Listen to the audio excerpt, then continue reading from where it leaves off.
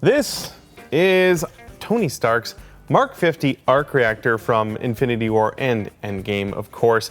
I'm going to be building this today. Also, I'm proud to be working with Dollar Shave Club. They're sponsoring this video and providing some tools for the build. More on that in a little bit. For now, let's dive into the Arc Reactor. This is the 3D model that I put together for the Arc Reactor. I modeled it in Fusion360, not on my tiny ancient iPhone. It's a couple of parts. There's this main body part, and then there's this top part that can come off so that we can put an EL panel in there and light this whole thing up. I'll have links to these files and a couple of other files you'll need to print on a normal printer down in the description if you want to print your own. I printed mine on the Form 2, but I also printed one on an FDM printer so we can see how they look. Over here in the Ultimaker, I printed this at 0.12 millimeter layer height. This is the body there. This is also a back plate to help attach it to my shirt later.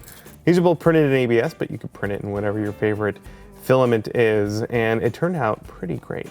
This is the same model, only printed over on the Form 2 SLA 3D printer, which is just exquisite. It looks fantastic, but there are a couple more steps we have to do before we can start working on it. There's extra resin on here and we need to clean it off. So I have a couple of alcohol baths. I'll pry this off of this surface, put it in the first one to get most of the extra resin off. Then I've got an ultrasonic cleaner that I can throw my models in for a little bit with some 70% isopropyl alcohol to get the last remaining bits of resin off. Then I can give it a rinse and put it under UV light for a little while to finalize all the curing, and then it'll be ready to work on. After letting these resin prints cure for about half an hour in the UV light, they look like they're ready to go, so I trimmed off all the support material carefully with some flush cutters. The next thing I want to do is just sand down the areas where those supports were touching down. I've got some little files here. These are some fine cut files. These are a little bit pricier than the ones I got at Harbor Freight, but they should be perfect for just smoothing out any areas that have the little nubs left over from the support material. The rest of the parts don't really need to be sanded. We'll hit these with primer in a little bit and decide whether or not we want to sand it smooth, but this printer does such a good job of getting that detail, I don't think we'll need to. These files work really great for getting in all those details, but the backs of both of these need to be sanded. There's quite a lot of support material, especially on this big fella. So I just have a big piece of 220 grit sandpaper, and I'm gonna sand it flush.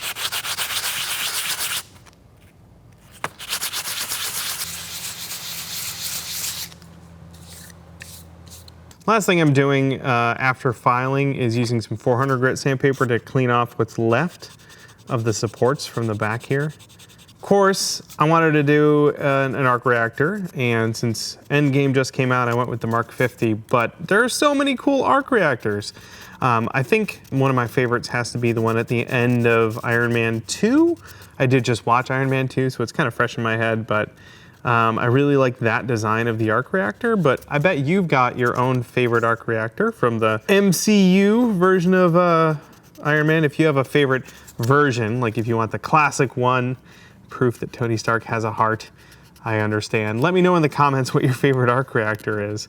There's so many to choose from. Here are my prints, and I'm going to continue with the SLA print over here just because it's got a higher fidelity, but I wanted to prove that you can totally print this on a normal FDM printer and it'll turn out really great. Of course, I need to make sure that my parts still fit together, and oh, they do! So that's a good sign. This guy fits as well, so that's fantastic. These two prints, they both came out really well. But there are some pros and cons to either or. Now the quality is much better on the SLA printer, but it did take longer to print. It's more expensive to use the materials, and the machine itself is much more expensive. The FDM printer has lower fidelity, but the printing materials were a lot cheaper. The machine was a lot cheaper and it was a lot quicker. So there's a little bit of give and take.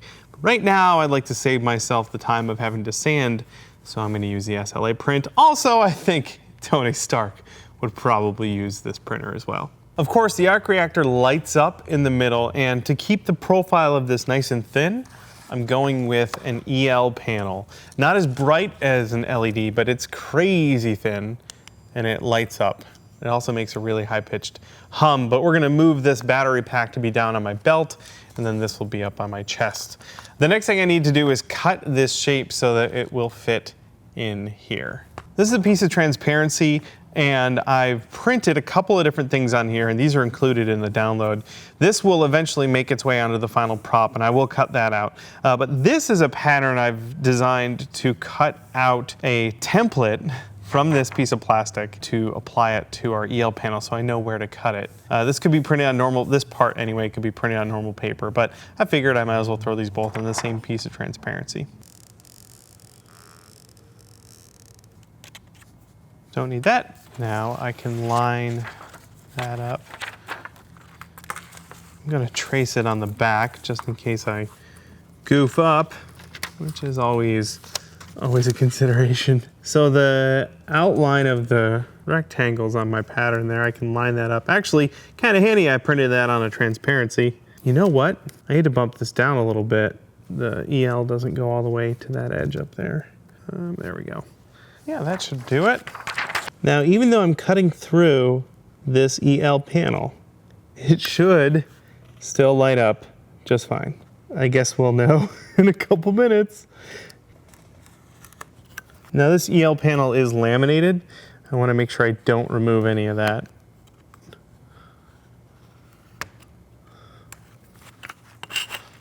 Let's see if this still works. And it still works. All right. That's wonderful news. Okay, now I need to see if it'll fit in here. I'm gonna remove some of this heat shrink because I think it's gonna be a little thick. I'm gonna have to cut this wire as well, and I'm gonna extend it anyway, so this will be a good excuse to do that. And then we can see if this wants to fit down through the slot that I made. It's pretty snug. Is it gonna go through? It did. All right. This is all theoretical up until this point. I figured this would all work, but it was all just in my mind until now. I may need to lose all of this this heat shrink. It's just too thick. Careful.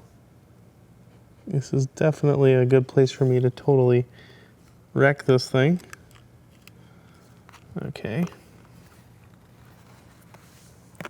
There we go. And then that should go in there just like, it's almost perfect. Look at that. Yay. And then this will cover up any seams. That's awesome. I'm so happy that worked actually legitimately on the first try. That never happens. Turns out there was a layer of protective plastic on here, so I peeled that off, getting rid of it. I'm gonna set my electronics aside. That'll be the last thing we install because it's time to paint it now. And I need to prime it, but before I do that, I'm gonna make sure everything's nice and clean. The surface is free of dust. I've got some grease remover here. So I'm just gonna wipe down all the parts. This will get rid of any of my finger greases and any dust that's left from the little bit of sanding that we did. Once this is all good to go, then it's time for priming. And I've just got a rattle can of some fine surface model spray paint. That's gonna be our primer for the next layers of paint on top of it. Our primer is nice and dry, and I'm gonna hit it with the base coat of color. I'm going super simple here, just a spray can of silver leaf paint as my base coat of color. There's a couple more colors on there we'll get to in a bit. But for this one, I'm just gonna hose it down.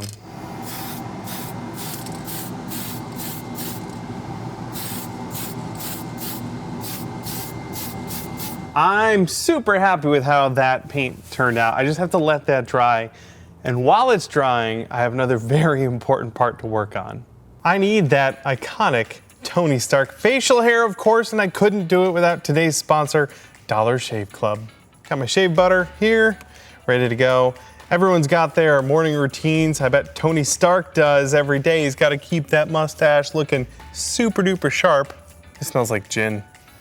So this razor is an absolute must for the discerning billionaire philanthropist playboy. But Dollar Shave Club also has a solution for all of your other grooming needs. They have products for shower care, skin care, oral care, and of course, butt wipes. If you've got a body, they've got you covered. What's even better is they're hooking you up with an exclusive deal. You could get their oral, shave, or shower starter kit. Each one of them is only $5. They sent me all 3 of them. I got a chance to check them all out, and I'll be honest, I'm a little overwhelmed with the options. Not only can I hopefully make myself look like Tony Stark, but I can make myself feel and smell like him too. And you can get one of those starter kits for just $5, like I said, over at dollarshaveclub.com/PPA. Link below.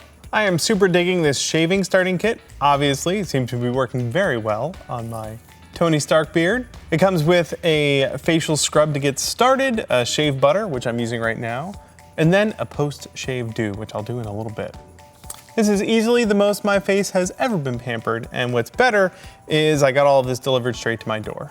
Again, the link for that exclusive deal is dollarshaveclub.com/PPA to get that $5 starter set. Then after that, the restock box will ship regularly at a regular price with regular sized products.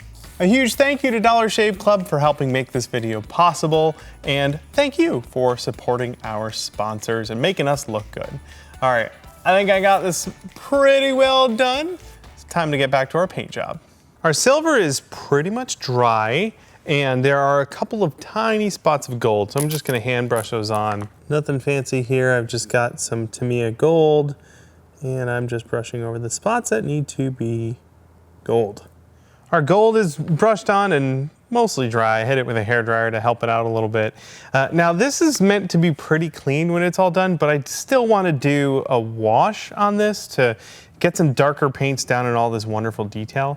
So I've got just a little bit of black acrylic paint. I'm going to water it down a lot and use that to do a wash. This is just going to go in everything. I need a little bit more of the actual paint on there so that it sticks a little better. But this is gonna go down in the crevices, anywhere that there's detail, and I'll wipe most of it off. Really, this is just to give it a little more contrast, and especially, I spent a lot of time modeling all that detail in there, and if it's all just silver, you'll never see it. So I want some dark tones down in the crevices that'll help call out that detail. This part has been weathered, just one quick wash with that black paint, and it's got just a little bit more contrast helping out with those details. That'll look even more awesome on this part. Now I could wait to do all this weathering until after it's been assembled, but the glowing part's gonna go in there, and I don't wanna get this all dirty. So I'm doing most of this work while everything's apart so that I don't get stuff down through this part onto the glowing bit.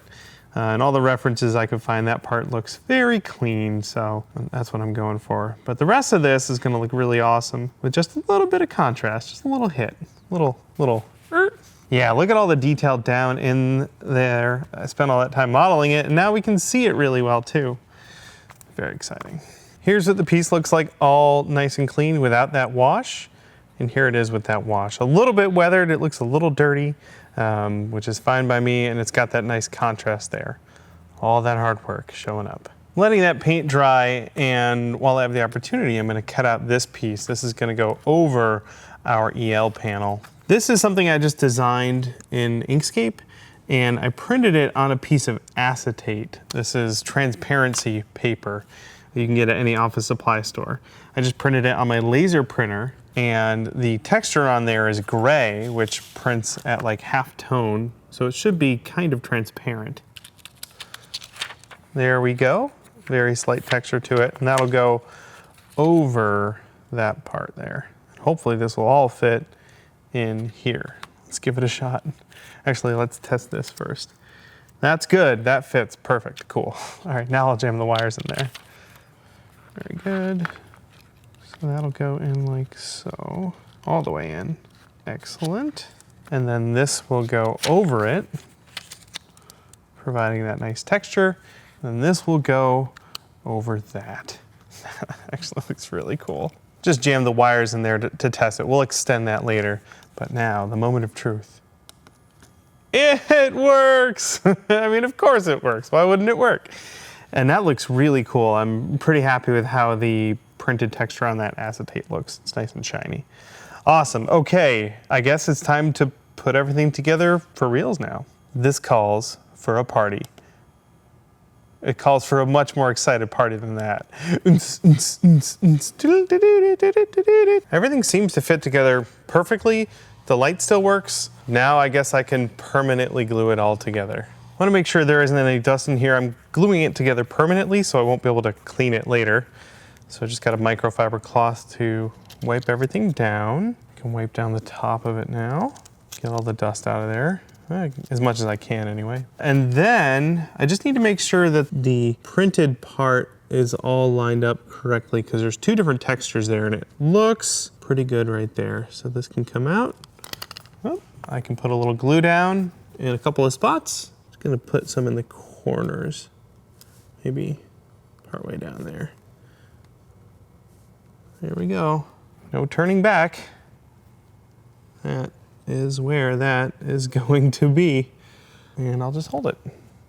I do have super glue accelerant, but I want to avoid using it if I can to make sure it doesn't make the clear plastic of that transparency get all cloudy. So I'm just gonna hold it for a little bit, but I think we're good.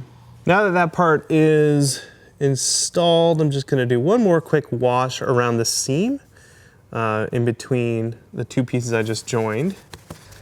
That's just leaving a little bit of black paint in that crevice right there, right in there. This is my last chance to weather anything else if I think it needs it. Now that that's settled, I definitely want to hot glue the wires back here. I've removed the heat shrink tubing and that's just really flimsy right now and I don't want it to break. That would be a pain to have to resolder that. So I'm just covering that up with a little hot glue. The battery box for the EL panel has its own connector, but I'm gonna use my own, this sort of slimmer looking one here. And I'm gonna put the connection right here at the arc reactor and then have the connection part have a long wire that'll go down my shirt. This connection means I can unplug this if I want to display it all by itself without a huge wire dangling off the back of it.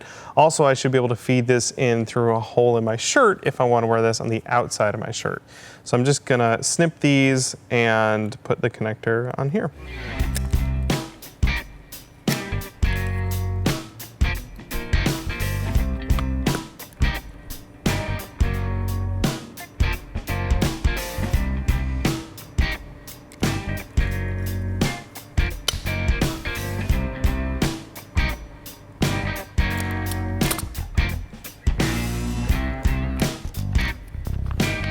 Need a little wire, about that much.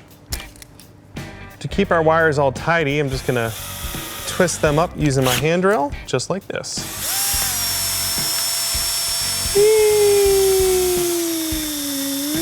This should reach from my arc reactor down to my pocket where the battery will be.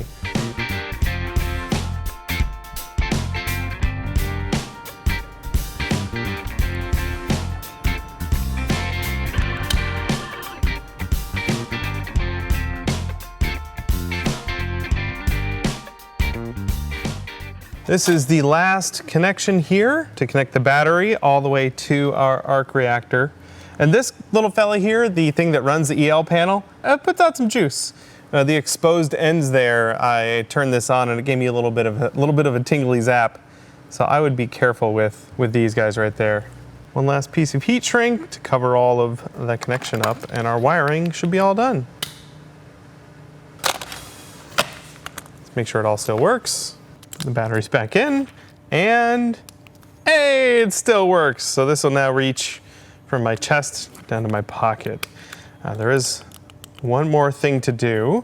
I need to attach this to my chest, and what's great, now that I have this connector, I can move uninhibited and untethered for the next bit. To get this to rest on my chest, I also printed this sort of panel thing. There's holes in here for magnets, holes in the back of here for magnets, so that they should match up. I just have to install the magnets. I've got these tiny little magnets and I'm just marking one side of each of them just to make sure that I don't goof up the polarity and install them and not be able to put my thing together. That's gonna go in there and it should be snug and put a little glue in there and see if it wants to go in. I also have a plastic tool for pushing, not a metal tool, so it doesn't stick to it. And actually I'll use this Sharpie.